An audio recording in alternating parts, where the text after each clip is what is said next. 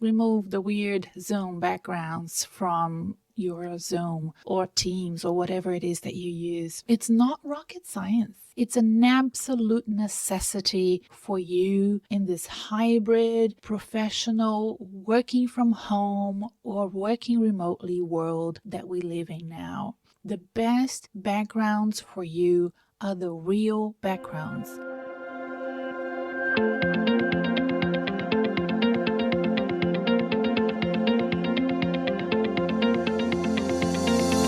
Hi, I'm Renata Bernarde, and this is the Job Hunting Podcast, where I interview experts and professionals and discuss issues that are important for job hunters and those who are working to advance their careers.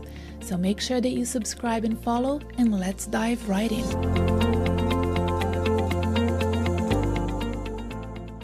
Hello everyone, and welcome to yet another episode of the Job Hunting Podcast. This is episode 172, and it's a pleasure to be here. I'd like to thank everybody so much for following this podcast and subscribing, and I'm just so excited every time I look at my insights and my data and how much it's grown in the past few weeks even, so thank you so much for the new followers. This episode will be dedicated to my husband. The day that it comes out is my husband's birthday, Andre.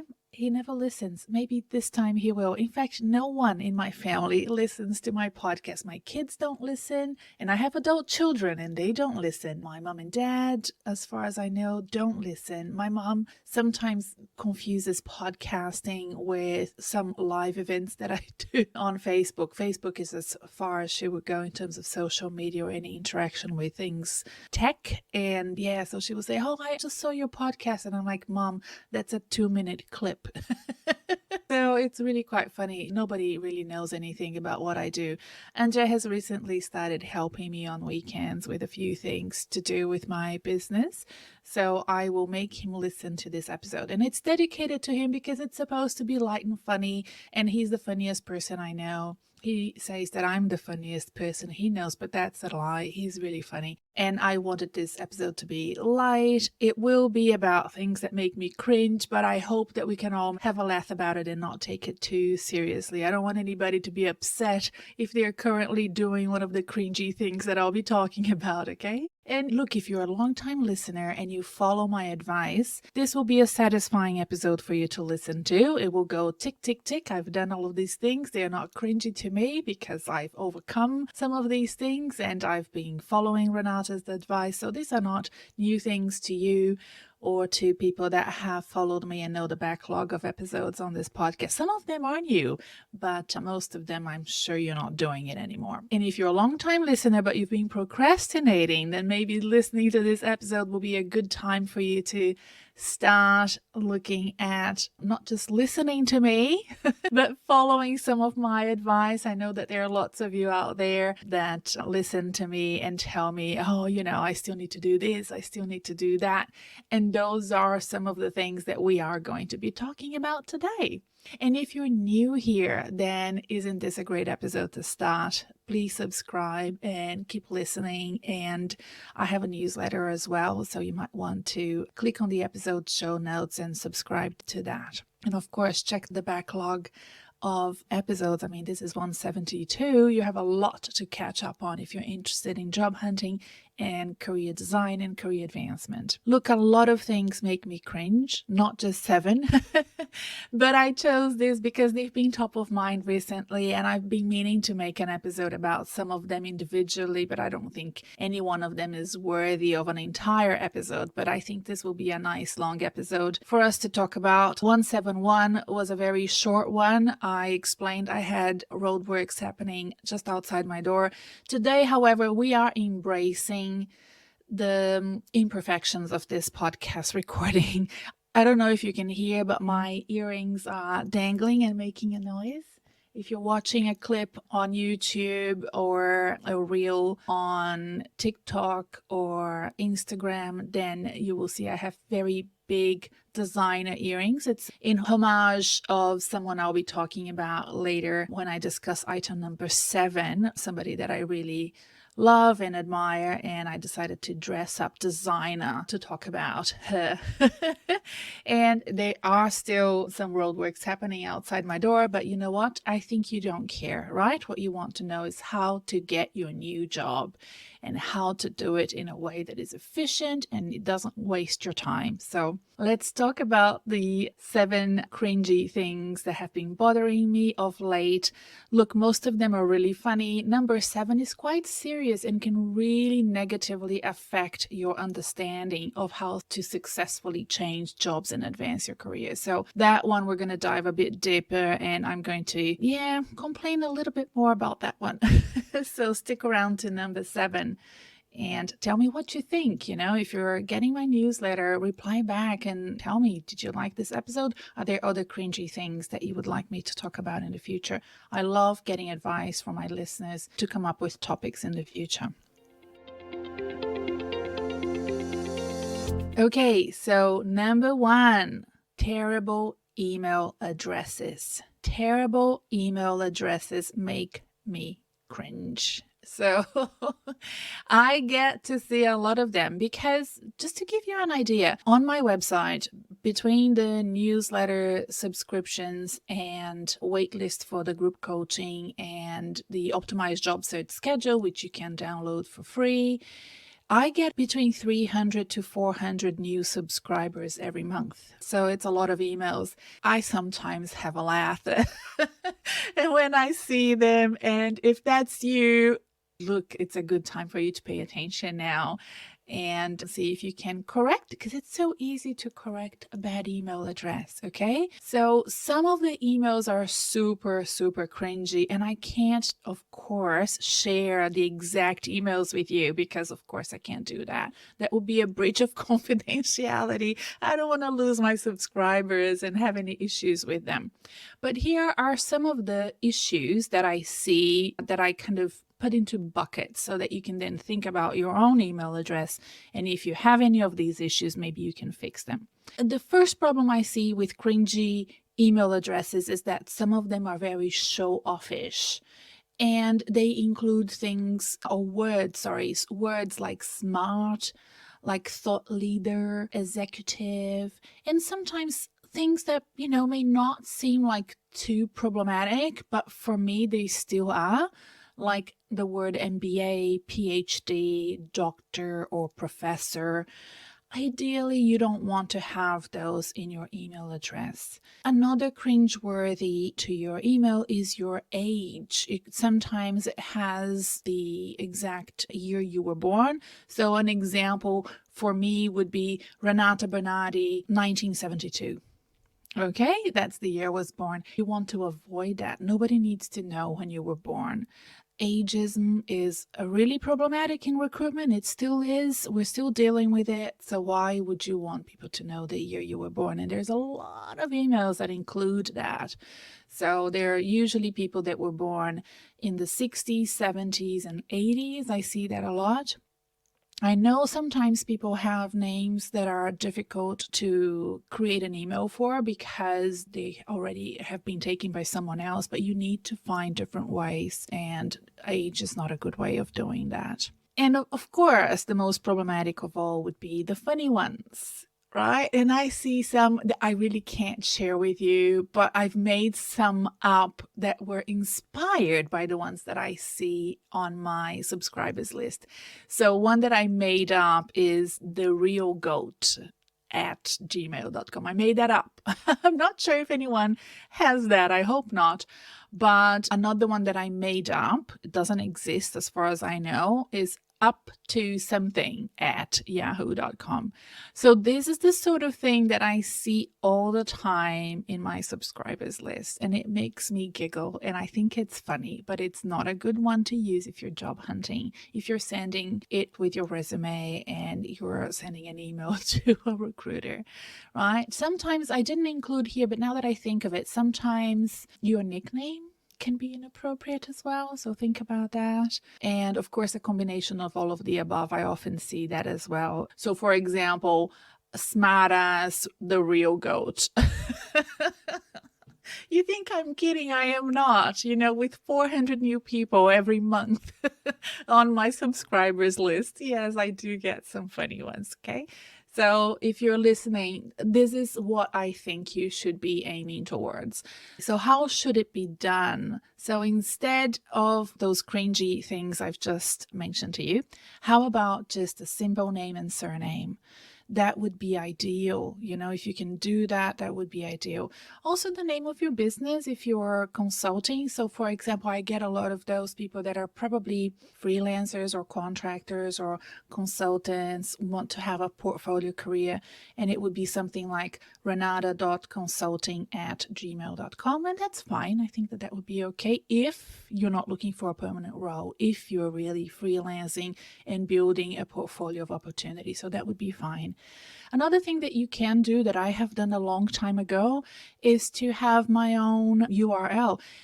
You know what? Many, many years ago when we moved to Australia, so that was late 90s, we had, I kid you not, australia.com.au or australia.com, I don't know, something like that. And that was our email for a long time. And unfortunately, we let that go. I don't know why. It was a big mistake. But nobody bought it from us. We just decided we shouldn't use it anymore. But that was a good one. And now, of course, I have my name, renatabernarde.com. If you haven't yet captured your URL with your name for yourself, consider doing that. Go to godaddy.com and you can figure out if your name is still available. And it's usually not that expensive. All right, moving on to number two. Number two, things that make me cringe. A terrible photo profile on LinkedIn. A terrible photo profile on LinkedIn is really, really cringy, isn't it? So photos that really annoy me are especially the ones with people wearing sunglasses, either wearing them or them on your head. Not good. Okay, so you have two options. If you have a photo on LinkedIn with sunglasses, you have two options as of right now. You can either change your photo immediately or you have to stop following me. It is my biggest nightmare. I'll tell you what the situation would be for my biggest nightmare is somebody who has a photo on LinkedIn wearing sunglasses and then saying to a recruiter that they've been following me. I've been working with Renata or following Renata's advice. I've done her course. And here's my new resume and my new LinkedIn profile. And the recruiter will say, what? What is Renata teaching these people?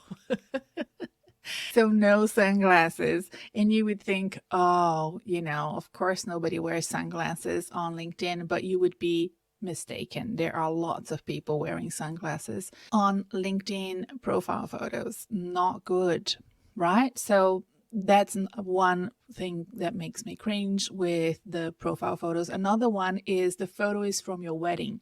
And it's very clear it's a wedding photo. Sometimes it's your wedding or sometimes it's someone else's wedding, but you're wearing a flower on your suit pocket. Or if you're a woman, you have flowers on your hair or a tiara. It's just so obvious that it's a wedding photo. Please don't use wedding photos on LinkedIn profiles. Also, photos that are very old, and you can tell that sometimes because of the quality of the photo. It's like the photo was scanned. It was scanned, and then now, you're using it on your LinkedIn, and it looks very old. Passport photos, you can see because it's a circle and the photo is kind of rectangular and the borders don't match. So I see that as well. And finally, and probably the worst of all, is what I call the Vogue photo. They are too stylized. You've worked with a photographer and the photographer made you pose in very weird ways, sometimes too much to the side and twisting your head or, using your hands in weird ways, touching your face, for example. Look, you should be very careful with the LinkedIn profile photos. We're now a hybrid, most of us, hybrid remote workforce, right? So LinkedIn has become your main street, your city CBD, your, center of business. So that first impression that comes from your photo is really important. So be careful with photographers if you decide to work with a professional photographer, because not all of them understand how professional photos for LinkedIn should be done and how to create a photo with the body language that generates trust and likability.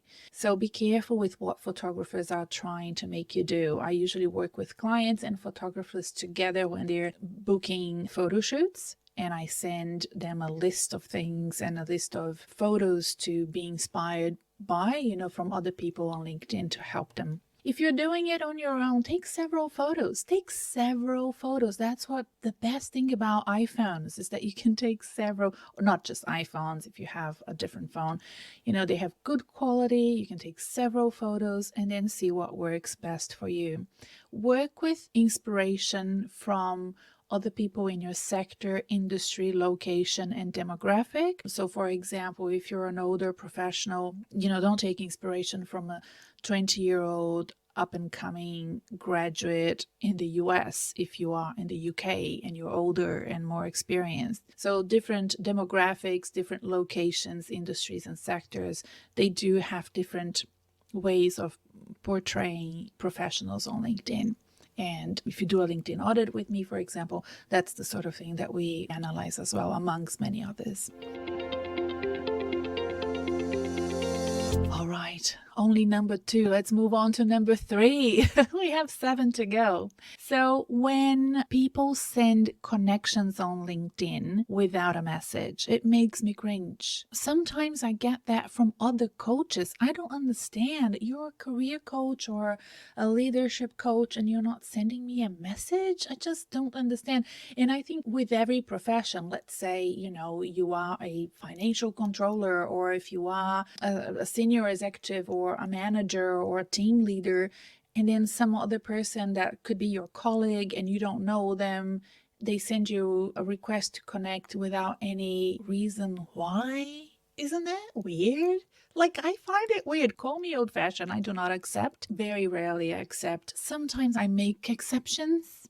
So if you're listening and I accepted you as a connection, I kind of have a little, I go through my mind through, maybe this person knows that person. I shouldn't say no. And then I accept. Very rarely though. I think if it's not a personal note, if there isn't a personal note, I don't accept. You can follow me and my feed will come to your feed on LinkedIn. If you follow me, you don't need to connect with me if you don't want to interact with me.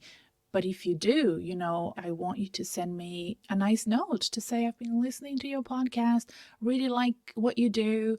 I've been following your advice. It's working for me. I'd love to be connected with you. How would I say no to someone like that? Or if it's a colleague, like, I'm a coach too, I'd love to connect with you. So I recently had a conversation with a couple of coaches, 2 coaches indeed, and we met on LinkedIn and we booked to have a chat, via Zoom, and we are competitors. Coaches are great people. We love sharing ideas and collaborating. So we had this great conversation, and it was all because of personal notes we sent to each other. So those things do work when they're done properly. So yeah, something that makes me cringe there.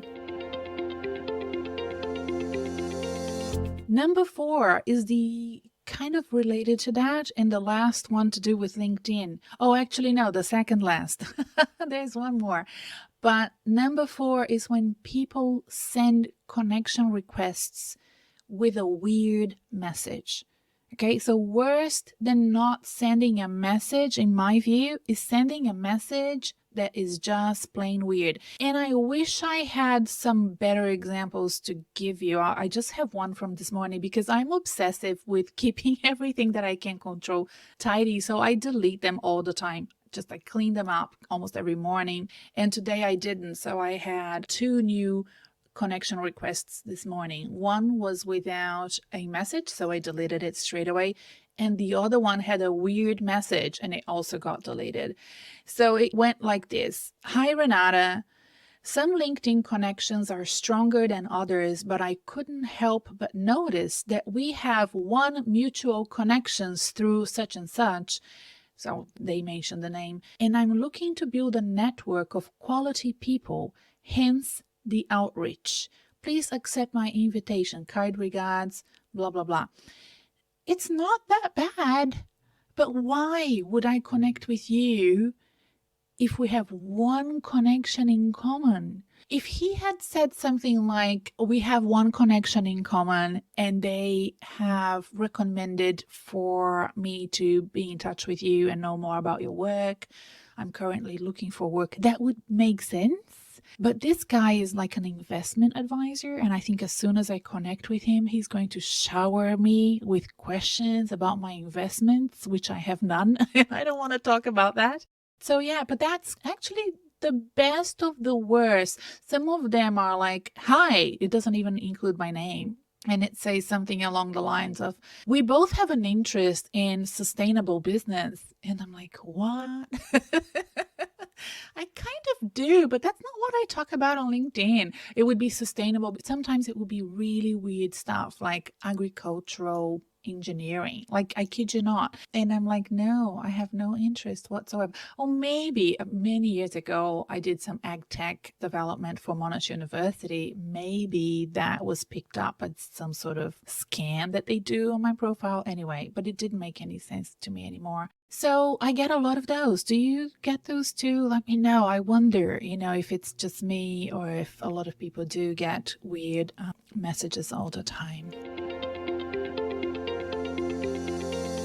The final cringeworthy thing that I see on LinkedIn is number 5 of 7. We have 2 more to go, but they're not LinkedIn related. This one here it could be controversial, I think. I think none of the others are as controversial as this one. This one is to do with the open to work banner on LinkedIn. So if you are an experienced senior professional and you have the open to work banner on LinkedIn, I find it cringy. You can be open to work for recruiters only. Did you know that? I hope you know that. It still works very well if you're only open to work for recruiters only and no banner is showing. You still appear on their searches in the recruitment platform of LinkedIn. For example, I just saw a manager who follows me, and he's still linked to a company? He probably has left, I hope, but it looks like, on LinkedIn, he hasn't closed that work experience yet. And he has the green open to work banner. That's not a vibe, right? So really, if you want to be open to work, at least close the job that you have. And this person is not a contractor. At least it doesn't look like the person is a contractor or a freelancer or has their own business. So it just doesn't gel well. I think recruiters wouldn't appreciate that. It just looks weird. But even if you end the work experience that you currently have, I would still not have a banner unless you are a very young professional, let's say a graduate, somebody within their first 10 years of professional experience, unless you're a contract worker who is always looking for work. And even that, for specific sectors and professions. So for example, if you're a software developer and you're constantly looking for contract work, then yes, you can leave the banner on. But mostly, for all of the people that I've done LinkedIn audits for the past 2.5 years, there has not been one that I've recommended to keep the open to work banner. Not a single person. And I think it has a lot to do with the demographic of clients that I get, which are usually mid-30s and older. Usually my clients are in their 40s and 50s. I have clients as old as a 70-year-old man, and I do have clients in their 60s as well. So it's a range, but they're more experienced. They have, real ambition to either change careers or advance in their careers or have a very sustainable career, I don't recommend the open to work banner to any of them, even if they're currently unemployed. In fact, this morning, just as an example, this is a great example. I didn't think of that when I was planning this podcast. So this morning, I got an email from one of my private clients. We had been working together for 3 months. He's a C-level executive based in Australia. And he just found a job, and he emailed me right when we were about to have our final session. So this is like perfect, as a coach, it's all that you want. I told him it could take longer than 3 months, and especially at the C level. And in Australia, the job market is small, at C level, it's small as well. But he said, no, I want to do 3 months. I'm unemployed. I have nothing else to do. I will job hunt all day, every day. And I'm like, okay, then let's do this. And he just got a job within those 3 months. And when we first started working, he had the green banner. And the first thing that I asked him was to take that off. Remove the green banner.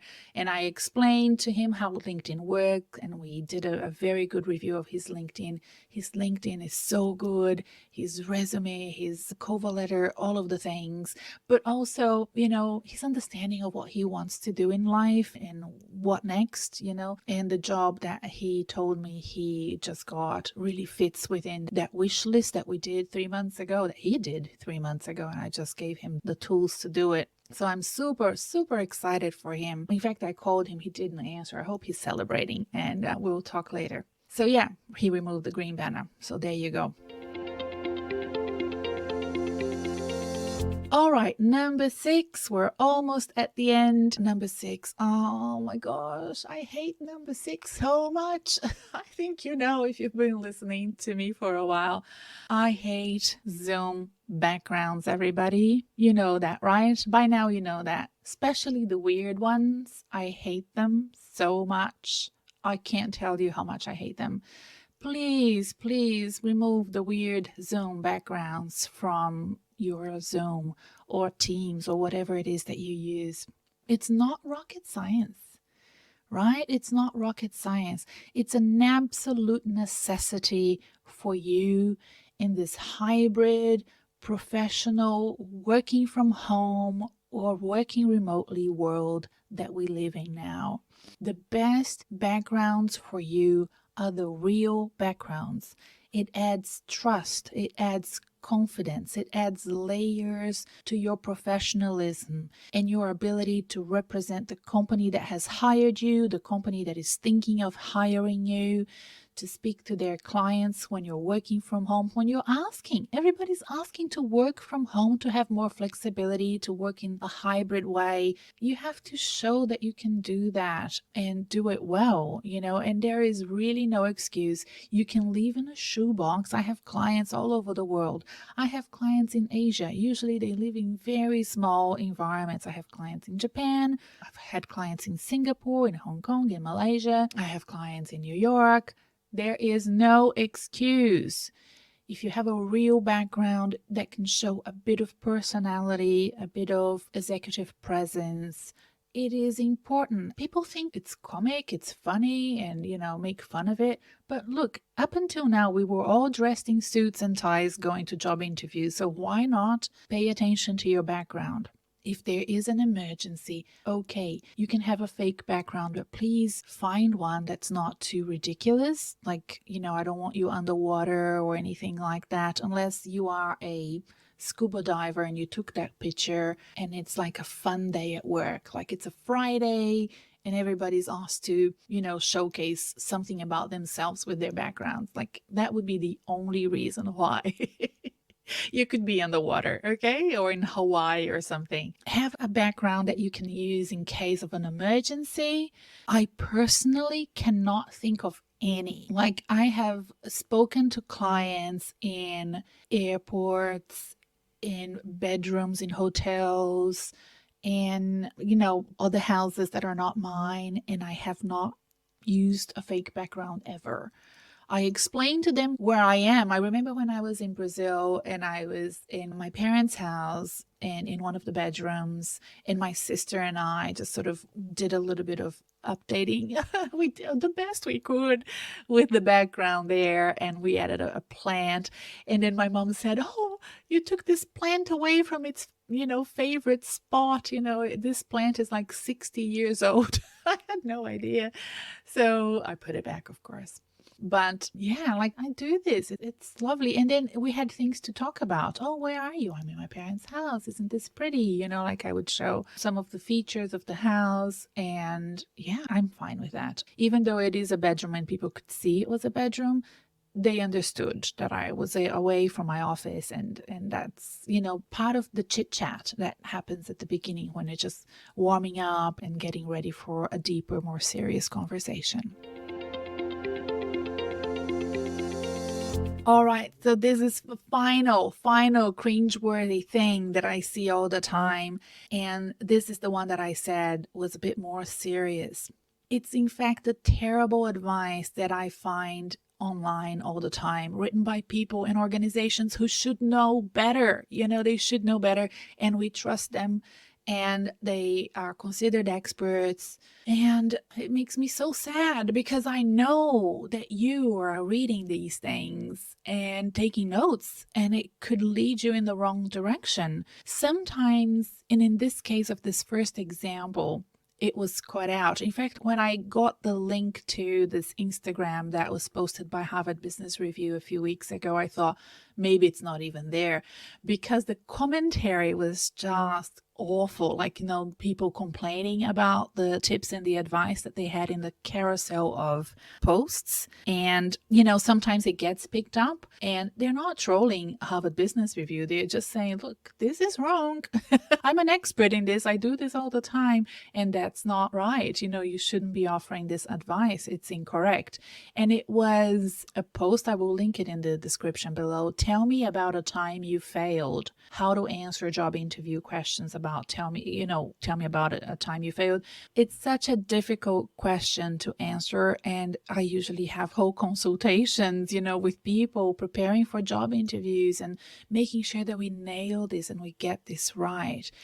And the feedback from the comments, I think if people took time to read not only the carousel of posts, but the feedback, they will quickly realize that there was something wrong with the advice provided there. But I went into an investigatory journey with this post because I wanted to understand why Harvard Business Review got it so wrong. And look, it's important for us to do this research and find out who we're getting advice from. So there was an article that was published by Harvard Business Review with the same title, Tell Me About a Time You Failed. And it was written by somebody who they probably outsourced, so not somebody who is a researcher at Harvard or a professor at Harvard. And they outsourced it to this gentleman who is a professional speaker. And professional speakers are fantastic people at understanding the topics that are going to attract a lot of interest, right? This person particularly had also a background in content creation for TV, for example, for TV shows. And that is exactly what they did. They found a topic that they know that there will be a lot of interest. They wrote about it. And by reading the article on Harvard Business Review, I didn't get the feeling that the tips that he provided in that article had been research driven, that he had picked it up from peer-reviewed research that had identified the best ways to answer those tricky questions in interviews. So these were really his opinions, this person's opinions about how to answer a very difficult question, and he got it wrong. He really did. And it's not just me saying it. There are lots of people in that Instagram comment. There are lots of people on Instagram that have commented and said, look, I am an HR executive. I'm a recruiter. This is wrong. So I'm glad that it was picked up. But sometimes there are other advice given and it doesn't get picked up, and there's nothing you can do. So there was this advice that was written recently by another very successful coach who has a very, very big following, way bigger than mine. And it read like this: the foundation for success in any area of life is confidence.